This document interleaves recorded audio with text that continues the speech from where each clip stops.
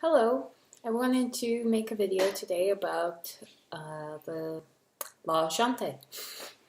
It's a really popularly talked about law in Norway, and I was reading this Paulo Coelho book, and he even wrote about it in here, and I want to just take what was said, and I want to add a little bit more on in the next video. So the Law of Jante basically says you're not so important. You're just one person, and don't be bragging on yourself. And it maybe seems drastic to say that it means you're worthless, but eventually what happens is this. I drew a little diagram to help illustrate. So you have the self. I'm redrawing it. So there's you in your body, your mind, your experiences, your feelings, your sensations, and then you have the world.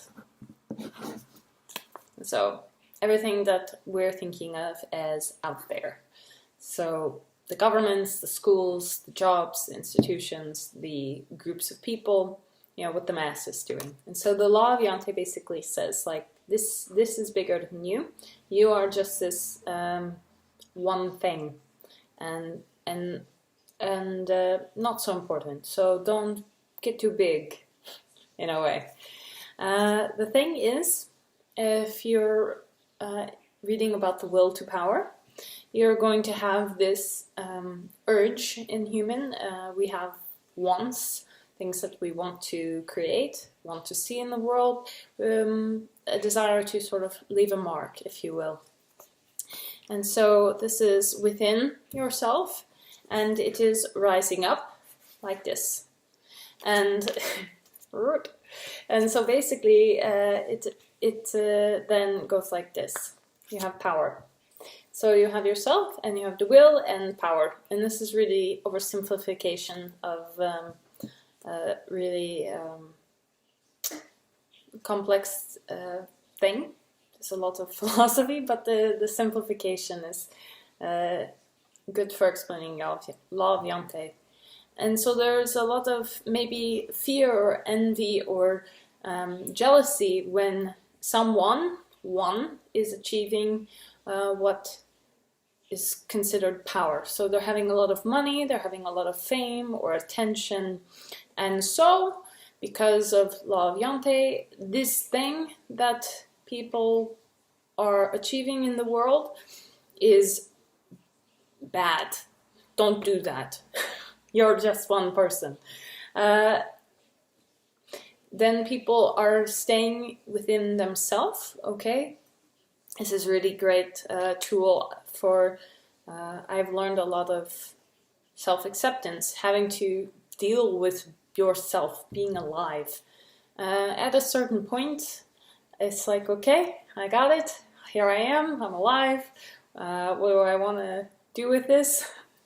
And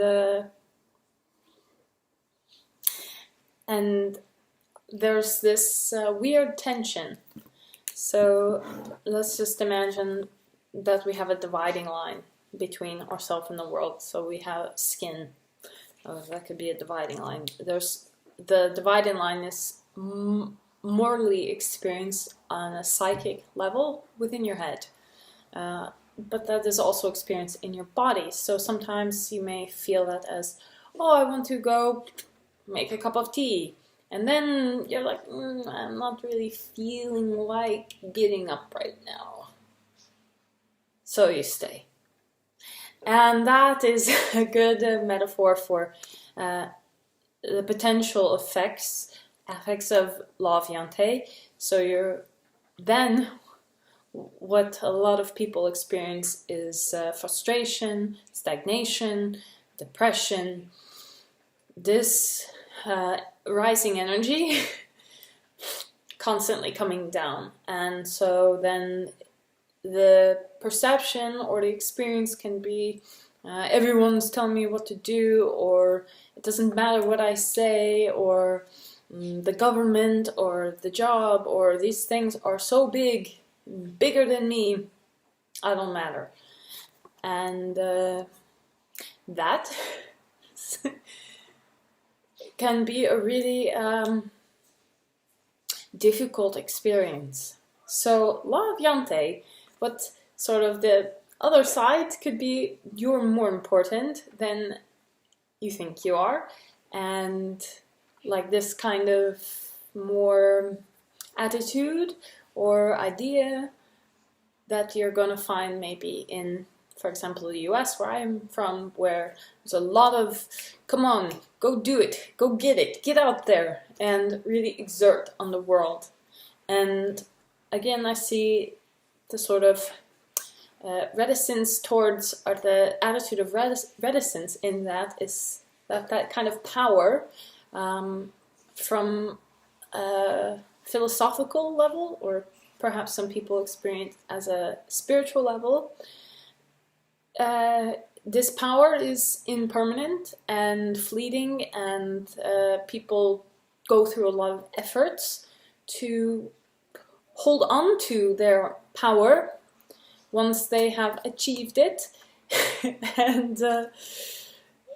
And you're seeing this in the media all the time, and these figureheads are used to promote ideas and ways of being, and it's all a little bit head sauce. It's a lot of concepts floating around, and so the way that the practices that Yodo is providing is finding this not necessarily middle way, but realizing that all of these things that I'm talking about are functioning in and of themselves and together, and it's all part of this same thing. So it comes down to, you have choice, and the more aware that you can be and accept how the reality is wherever you are, the more nimble and capable you become to work with what you're working with, where you're at, with what you got. So there is a summary. Thank you, Paulo Coelho, for inspiring this video, and also many old philosophers and the beautiful people making paper still in the world, so that we can draw on things. Because someday I'll probably be drawing right here on my computer screen this diagram for you. Anyway, have a great day, and thanks for watching, and check back soon. See you!